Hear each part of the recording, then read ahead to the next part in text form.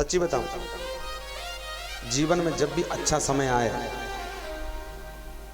अच्छा समय जीवन में आए, तो अपने समय को, अपने जीवन को अच्छे समय में जोड़ देना चाहिए और भक्ति कर लेनी चाहिए। बोलो राधे राधे। जोर से बोलना पड़ेगा।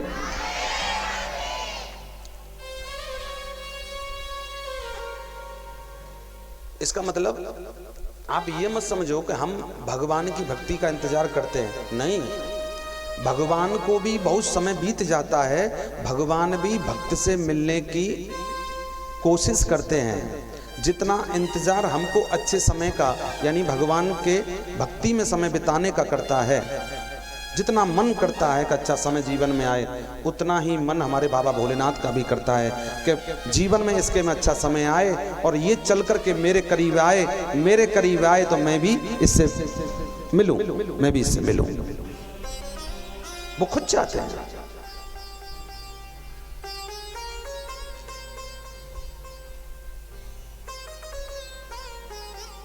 शिव महापुराण में सूत जी कहते हैं कि जब ईश्वर को बहुत दिनों तक अकेलापन अच्छा नहीं लगता, जब सृष्टि का सर्जन होकर के विसर्जन हो जाता है, शिव पुराण कहता है कि जब विसर्जन हो जाता है तब उसके बाद में भगवान अकेले पड़े रहते हैं, तो भगवान को अच्छा नहीं लगता, तो भगवान एक से अनेक रूप धारण करते हैं,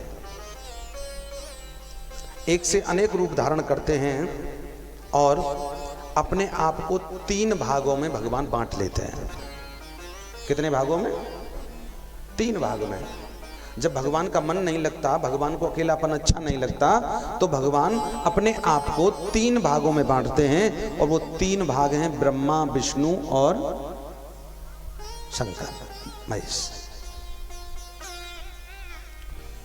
ब्रह्मा जी का काम है सृष्टि का सर्जन करना, सृष्टि का सर्जन करना ब्रह्मा जी का काम है, यानी सृष्टि को रचाते हैं।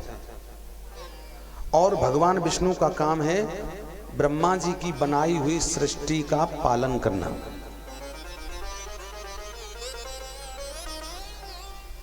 और बाबा भोलेनाथ का काम है कि ब्रह्मा जी जिस सृष्टि को बनाते हैं और भगवान विष्णु उसका पालन करते हैं, और शिव का काम है कि उसका विनाश करना। विनाश आए उसका विनाश करना। 3 रूप भगवान के होते हैं और 3 ही संध्याएं होती हैं, 3 ही। भगवान की कथा हमारे जीवन से ताल्लुक रखती है, हर मानव के जीवन से। जन्म होना, जवान होना और उसका विसर्जन होना, होता है कि नहीं? कथा को हम शुरू करते हैं, सर्जन होता है, उसके बाद में उत्सव होते हैं कथा में, होते हैं कि नहीं? बीच में जब कथा आती है, बोले शिव जी का जन्म हो गया, फिर शिव जी का विवाह हो गया, ये हो गया, वो हो गया, वो सब उत्सव होते हैं भगवान के बीच में। और फिर कुछ समय बाद में उस कथा का विसर्जन होता है, होता है कि नहीं? ऐसे ही हमारा जीवन है, बिल्कुल सेम टू सेम भगवान की कथा जैसा। हमारा जन्म हुआ, जन्म होने के बाद में हमारे जीवन में उत्सव मनाए, हमारे शादी की, पढ़ाई लिखाई की, शादी की, बच्चे हुए, बच्चों का विवाह किया है, आनंद लिया जीवन भर, तो वो उत्सव हो गए हमारे जीवन के। जन्म हुआ और फिर मध्यम में आकर के फिर हमने उसमें उसके उत्सव किए, और उत्सव करने के बाद में फिर हम वृद्ध हो गए, वृद्ध होने के बाद में इस देह का विसर्जन हो गया।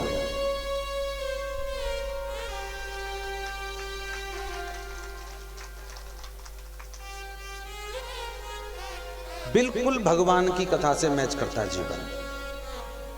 मैंने आपसे कहा था ना कि दुनिया कहती है कि बड़ा चरित्रहीन है, अगर वो व्यक्ति कभी चरित्रहीन हो ही नहीं सकता। जो व्यक्ति भगवान की कथा से जुड़ जाता है वो व्यक्ति कभी चरित्रहीन नहीं हो सकता है, क्योंकि भगवान का चरित्र जीव के चरित्र को सुधारता है। भगवान का चरित्र, ये भगवान का चरित्र तो है ही। भगवान का चरित्र जीव के चरित्र को सुधारता है, तो वो चरित्रहीन नहीं हो सकता, वो पापी नहीं हो सकता। ऐसा व्यक्ति भगवान की कथा से विफल नहीं हो सकता, दूर नहीं हो सकता।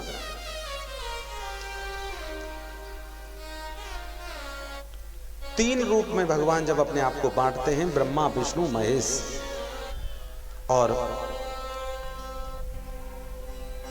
सूत जी कहते हैं कि सबसे पहले शिव पुराण जो है बाबा भोलेनाथ ने स्वयं अपने मुख से वेदम व्यास भगवान को सुनाई थी,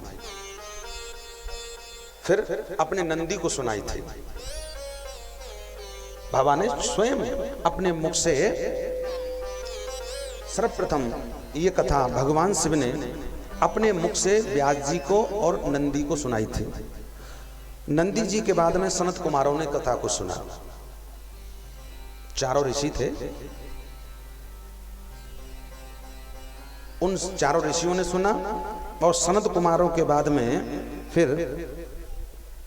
व्यास जी ने पुनः दोबारा कथा को सुना है। शिवपुराण कहता है, देखिए वो परम ज्ञानी व्यास जी भी दोबारा कथा की लालसा रखते हैं। एक बार सुनने के बाद में फिर दोबारा, जो कि खुद 18 पुराण 6 शास्त्र चारों वेदों के रचयिता हैं, उनका भी मन किया। फिर व्यास जी ने दोबारा सुना, और उसके उपरांत में व्यास जी के द्वारा ही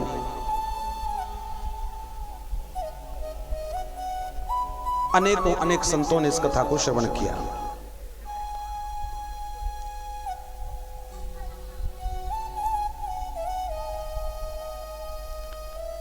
नंदी भी कथा सुन सकता है, सोचने की बात है कि नहीं?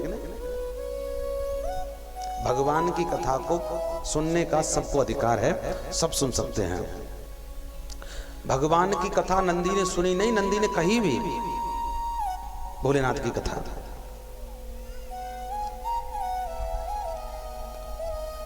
भक्ति भाव से इस पुराण का सब चिंतन करें, मनन करें, और अपने जीवन में भोलेनाथ की भक्ति उत्पन्न करें। कोई भी भगवान का शास्त्र, कोई भी पुराण हमारे जीवन को सुधारने का काम करता है, हमारे आने वाले कल को सुधारने का काम करता है। इसलिए कथा से अधिक जुड़े। और मैं सही बता रहा हूं, 18 पुराणों में से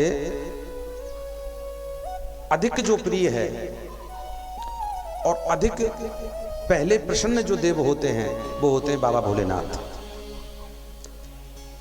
ब्रह्मा विष्णु से पहले भी बाबा भोलेनाथ अधिक प्रिय भक्त लगते हैं बाबा भोलेनाथ को अपने।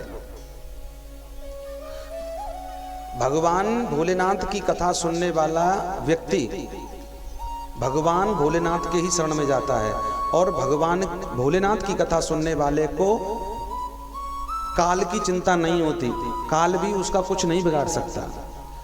भोलेनाथ का भक्त जो है ना, जब अपना पूर्ण समय बिता करके संसार में तब जाने की तैयारी होती है, तो बाबा भोलेनाथ के भक्त को लेने के लिए बाबा स्वयं आते हैं, स्वयं। एक पंडित जी थे, और पंडित जी इतने चरित्रहीन हो गए, एक सुंदर अपनी पत्नी को छोड़ करके एक वैश्या में लगन लग गई। अब तो वैश्या के ही साथ में रहे। जब वैश्या के साथ में रहे तो पत्नी बड़ी परेशान हो गई। उनकी पत्नी ने, उस विप्र की पत्नी ने अपने पति से कहा कि मैं आपसे प्रार्थना करती हूँ कि आप ये चोरी चंगोरी उल्टे सीधे कर्म छोड़ दो। ये जीवन, मानव जीवन बार बार नहीं मिलता। भगवान एक बार मौका सबको देते हैं अच्छा कुछ करने के लिए, और मानव जीवन तुम्हें मिला है, और इस मानव जीवन को आज वृथा गमा रहे हैं। एक वैश्या के चक्कर में धन कमाते हैं, पूरे दिन मेहनत करते हैं और शाम को जाकर के उस वैश्या को दे आते हैं। इतना पापी हो गया वो ब्राह्मण, इतना पापी हो गया, पाप करते करते वृद्ध हुआ और मृत्यु हो गई।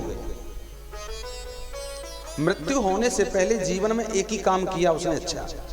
जिस समय मरने वाला था उस समय से पहले जैसे ही एक समय वैश्या के घर से निकल के वो आ रहा था वैश्यालय से, तो मार्ग में कथा हो रही थी शिव पुराण। उसने मात्र और मात्र एक दिन की कथा पीछे सबसे गैर मन से बैठ करके कथा को सुन लिया। एक दिन की कथा उसने शिव पुराण सुनी और कुछ समय बाद में उसकी मृत्यु हो गई।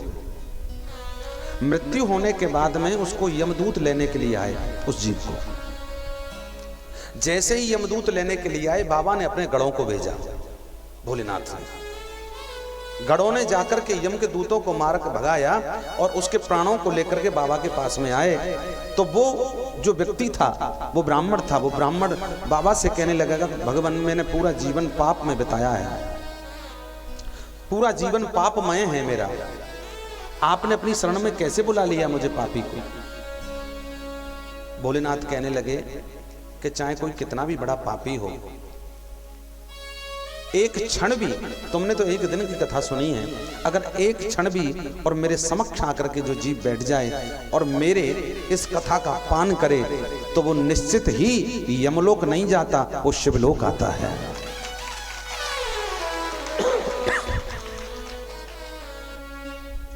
अधिक कृपा करने वाला कोई चरित्र है तो बाबा भोलेनाथ का ये शिव पुराण है। इसलिए एक कुछ नियम है इस कथा के सुनने के। पहली बात, हो सके तो एक टाइम व्रत करके कथा को सुने और जमीन में शयन करें, जमीन में शयन करें। जिस समय आप कथा सुने, शिव पुराण में लिखा है, कथा सुनते समय मुख के अंदर गुटखा तंबाकू नहीं होना चाहिए, पान नहीं होना चाहिए। पान खाने वाला व्यक्ति कथा को सुन करके भी नरक का गामी होता है। जब आओ घर पे कुल्ला दातुन कर करके बढ़िया साफ सुथरे आओ और 3 घंटे का समय भगवान की कथा के लिए दो, बिल्कुल पवित्र पावन हो करके। और जब पावन पवित्र होकर के आप कथा को श्रवण करेंगे तो निश्चित तौर पे ये शिव पुराण में लिखा है कि शिव पुराण उसको पावन पवित्र ही कर देता है।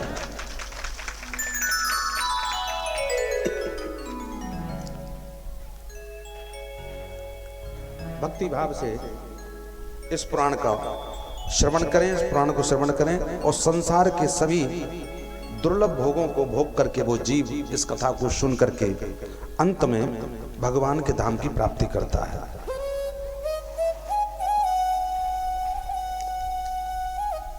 तो महात्म की कथा को हम सुनने के लिए तैयार हैं।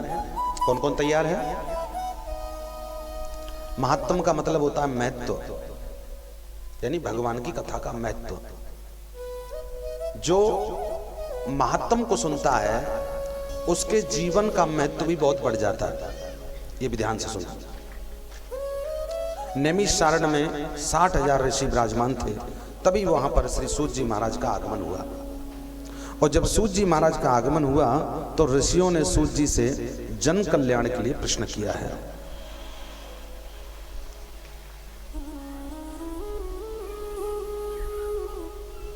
शिव पुराण में लिखा है, अज्ञान ध्यांत विध्वंस कोटि शूर समप्रभ सूतात खाय कथा सारम मम कर्ण रसायनम।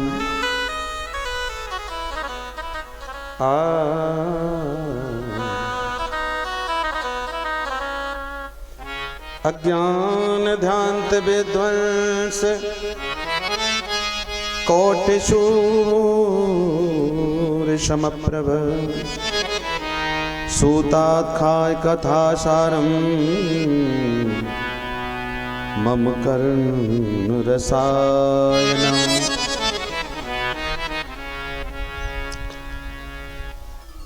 सनकादिक कहते हैं, हे सूत जी महाराज, आपने हमें श्रीमद् भागवत महापुराण सुनाया, आपने हमें गरुड़ पुराण सुनाया, आपने न जाने कितने कितने पुराण हमको सुनाए, लेकिन एक ऐसा पुराण सुनाओ जो इन सबसे भारी हो। ऐसा पुराण सुनाओ जिस पुराण को सुनने के लिए देवलोक में देवता भी तरसते हों। ऐसा पुराण सुनाओ हमको। शिव पुराण में लिखा है कि वो सनकादिक स्वयं ऋषि कहते हैं कि ऐसा कोई पुराण सुनाओ जिस पुराण को सुनकर के एक साधारण मनुष्य भी साधारण ना रहे, एक साधारण व्यक्ति भी साधारण न रहे। ऐसा कोई पुराण सुनाओ जिस पुराण के सुनने से वो मनुष्य होकर के देवता तुल्य हो जाए। और ये सही बात है, ये वो मनुष्य होकर के देवता तुल्य हो जाए। क्यों? क्योंकि देवता अगर कोशिश करे, भगवान के शिव पुराण में इतनी शक्ति है, मैं आपको सच बताऊं कि अगर देवता भी कोशिश करे मनुष्य बनने के लिए तो देवता मनुष्य नहीं बन सकता है। लेकिन शिव पुराण सुन करके अगर कोशिश मनुष्य करे शिव पुराण सुनने की, तो शिव पुराण सुनने के बाद में मनुष्य देवता जैसा जरूर हो जाता है। बोलो हर हर महादेव। जोर से बोलना पड़ेगा। जय जय श्री राधे।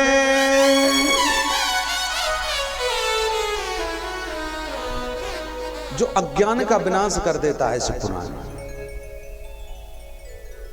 जो करोड़ों सूर्यों के समान, करोड़ों सूर्यों जैसा उसके, क्योंकि कलयुग के प्राणी के लिए छोटे मोटे प्रकाश की आवश्यकता नहीं है। इतना आसक्त हो गया है कलयुग का प्राणी पाप में, इतना आसक्त हो गया है काम में, इतना आसक्त हो गया है कि वो उसके लिए कम प्रकाश की जरूरत नहीं है, बहुत बड़ा प्रकाश चाहिए। ऐसा कोई महापुराण हमको सुनाओ जिससे कि कलयुग के प्राणी का कल्याण हो जाए। आपने अनेकों पुराण हमको सुनाए, हर पुराण में आनंद आया, लेकिन एक और अद्भुत पुराण हमको सुनाई है। बोलो हर हर महादेव। सूत जी से प्रार्थना करने लगे संत। एक बात और मैं बताऊंगा आपको, संत और गुरु जब जब कोशिश करते हैं हमारी भलाई के लिए करते हैं, समझना। ये दुनिया में जितने बार लोग हैं जब जब कोशिश करते हैं अपनी भलाई के लिए करते हैं। जब जब तुम्हारी तरफ दौड़ते हैं वो इसलिए नहीं दौड़ते कि तुम्हारा भला हो, वो इसलिए दौड़ते हैं कि इससे मिलकर के मेरा भला हो। दुनिया में रहने वाला साधारण व्यक्ति, तुम्हारा मित्र, तुम्हारा रिश्तेदार अपना फायदा चाहता है, लेकिन गुरु और संत और तुम्हारे माता पिता कभी अपना फायदा नहीं चाहते। माता पिता हमेशा अपनी औलाद का फायदा चाहते हैं, अपनी संतान का फायदा चाहते हैं, और गुरु अपने शिष्य का फायदा चाहता है, और संत संसार का फायदा चाहते हैं।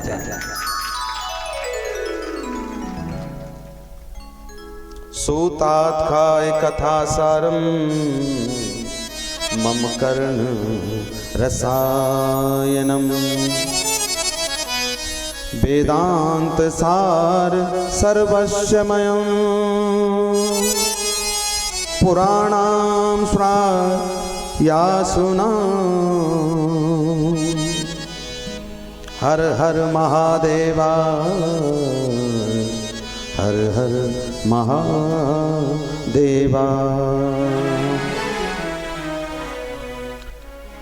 हे महात्मा, आपने जो मुझे पूछा है मैं अवश्य ही आपको बताऊंगा।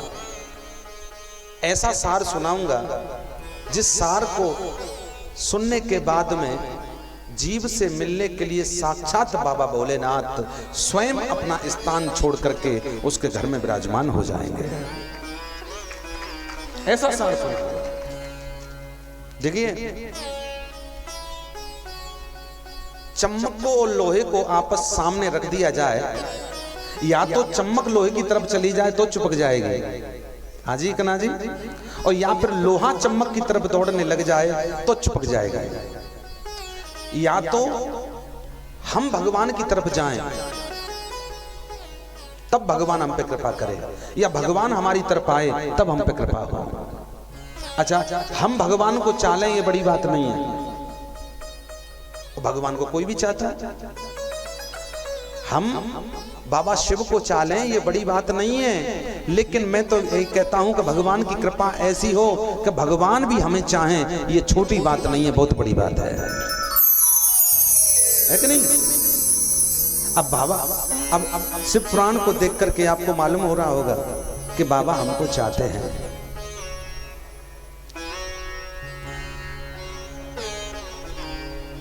ऋषियों के वचन सुनकर श्री सूत जी महाराज कहते हैं, निर्मितम तक्षिवे नवः तत्र धर्म प्रतिष्ठितः।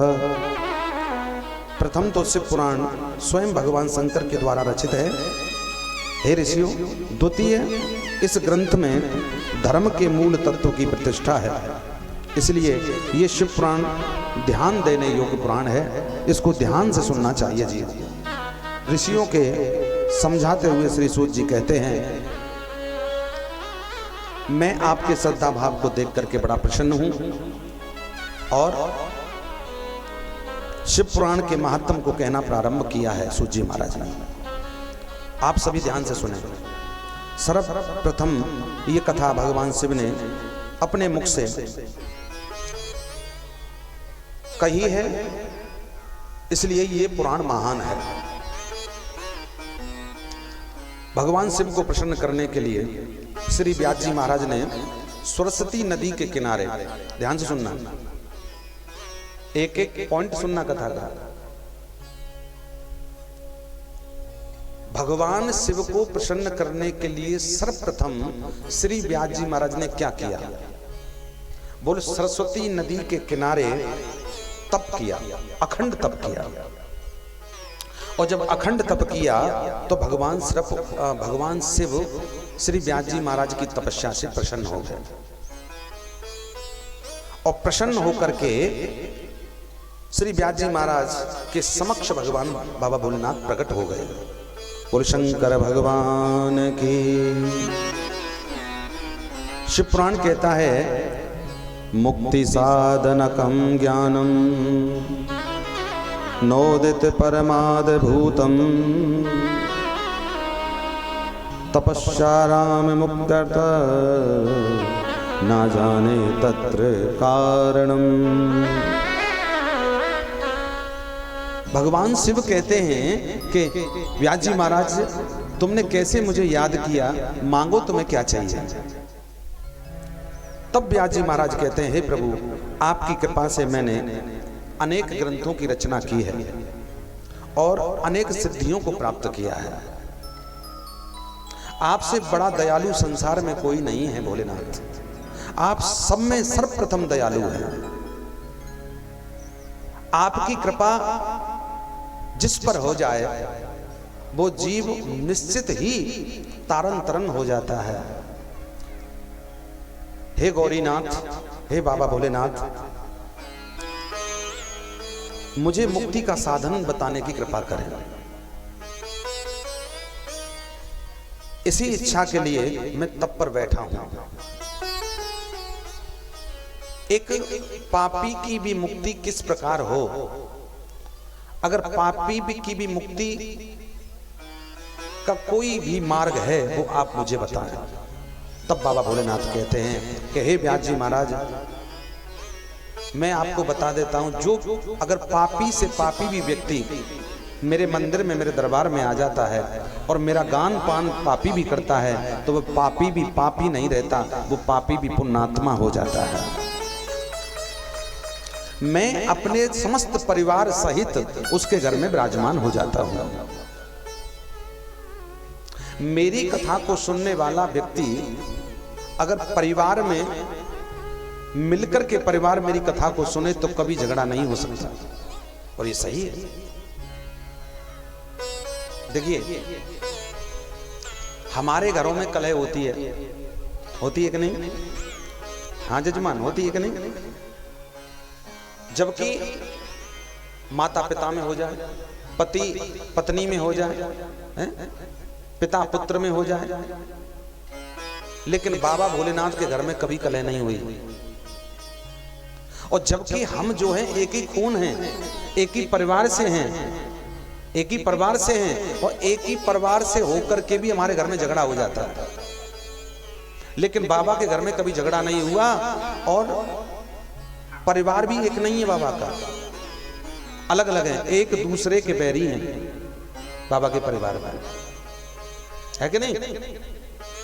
बाबा भोलेनाथ की सवारी क्या है? बैल। और माता पार्वती की सवारी क्या है? शेर की और बैल की, है कि नहीं? अच्छा सुनो, इसको भी छोड़ो। बाबा भोलेनाथ के पुत्र हैं श्री गणेश जी महाराज। गणेश की सवारी क्या है? चूहा। और भगवान भोलेनाथ के बड़े पुत्र हैं कार्तिकेय। कार्तिकेय की सवारी क्या है? मोर की और चूहे की। बाबा भोलेनाथ के गले में कौन पड़ा है? अच्छा, और बाबा भोलेनाथ के पुत्र, छोटे पुत्र गणेश जी की सवारी चूहा। चूहा और सर्प मित्र हैं क्या? फिर भी एक ही जगह पर बैठ करके भोजन करते हैं और एक ही जगह पर पानी पीते हैं और एक ही जगह शयन करते हैं, कभी झगड़ा नहीं हुआ। तो बाबा स्वयं कहते हैं कि जो व्यक्ति मेरे परिवार के चरित्र को, मेरे परिवार की कथा को सुन लेता है, जो व्यक्ति, तो जिस प्रकार मेरे परिवार में प्रेम बना हुआ है, उसी प्रकार से मेरे चरित्र को सुनने वाला व्यक्ति के भी घर में कभी भी कलह नहीं होती, सदा प्रेम बना रहता है। राधे राधे बोलना पड़ेगा, जोर से बोलना पड़ेगा। मुक्ति का साधन भगवान की कथा है और भगवान की कथा से प्राप्त होता है। मुक्ति ज्ञान से नहीं मिलती, मुक्ति पैसे से नहीं प्राप्त होती, ज्ञान से मुक्ति नहीं मिलती है, भक्ति से मुक्ति नहीं मिलती है, पैसे से मुक्ति नहीं मिलती है। तो बोले भगवान के कीर्तन और भगवान के चरित्रों का गान पान करने वाले को निश्चित ही मुक्ति प्राप्त होती है। अब शिवपुराण में लिखा है कि किस प्रकार से सनकादिक ऋषि सूत जी महाराज से कहते हैं कि किस प्रकार से भगवान की भक्ति करनी चाहिए। भगवान की भक्ति के मार्ग बहुत हैं, है कि नहीं? लेकिन किस मार्ग से जाना चाहिए, कौन सा मार्ग अपना लेना चाहिए, तो किसी भी मार्ग से भगवान की भक्ति कर सकते हैं। श्रवणम कीर्तनम शंभो वेद संवृतम त्रकम च साधनम मुक्ते शिवेन मम भाषितम।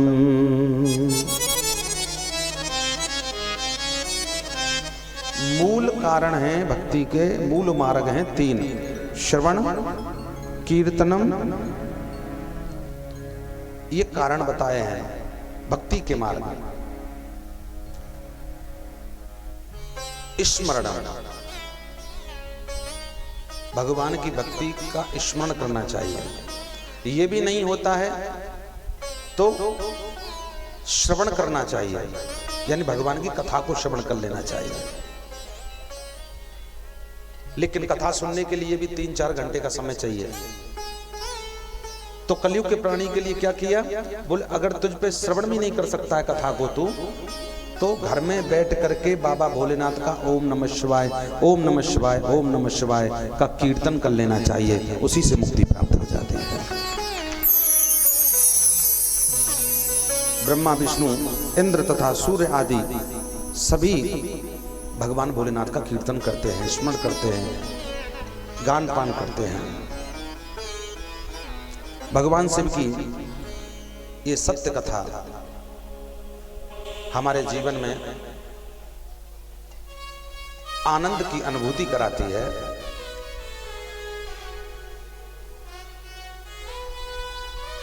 सिर्फ कानों से भगवान की महिमा श्रवण करो, जिह्वा से उनकी लीला का गुणगान करो, ये भगवान की भक्ति के मार्ग हैं। और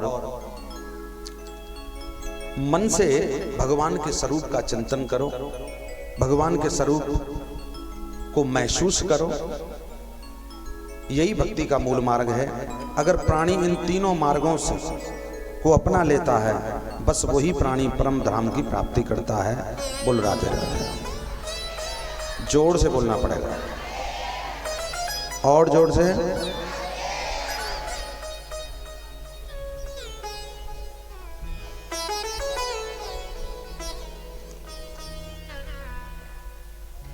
शिव जी की महिमा मिलकर के गाएं और 2 मिनट के लिए शिव जी का कीर्तन करेंगे सभी मिलकर के। आइए और फिर आगे